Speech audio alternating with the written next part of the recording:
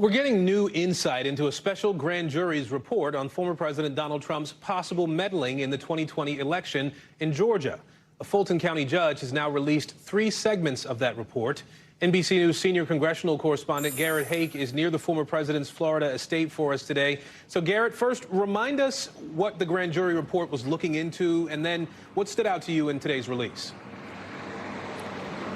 Aaron, big picture, they're looking to see whether Donald Trump or anyone associated with him interfered in the election results in Georgia. That could be involved with that phone call that we all know about between the former president and the Secretary of State in Georgia, where he asked him to find votes, or the efforts to come up with so-called fake electors who would vote in the Electoral College as if Donald Trump had won.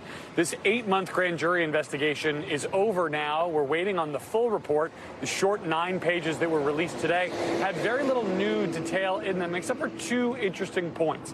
One, that the grand jurors found there was no fraud in the election, as Donald Trump has long claimed, at least not significant enough to alter the results.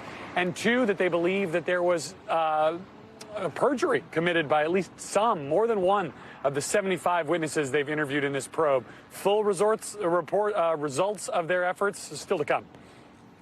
And Garrett, any response at this point from former President Trump or his team? The former president's really trying to lean into the fact that only 9 pages of this grand jury's report has come out, suggesting that since his name doesn't appear in what they released today, he's off the hook. His campaign put out a statement saying that he wasn't mentioned today, this isn't about him, and that the phone call I mentioned earlier was a perfect phone call. Now, we know that this is not the entirety of the grand jury's effort or of the DA in Fulton County's attempts to run this investigation. There'll be more coming on this, Aaron, but for now, the Trump campaign is declaring an early victory.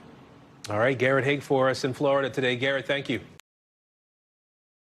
Thanks for watching our YouTube channel. Follow today's top stories and breaking news by downloading the NBC News app.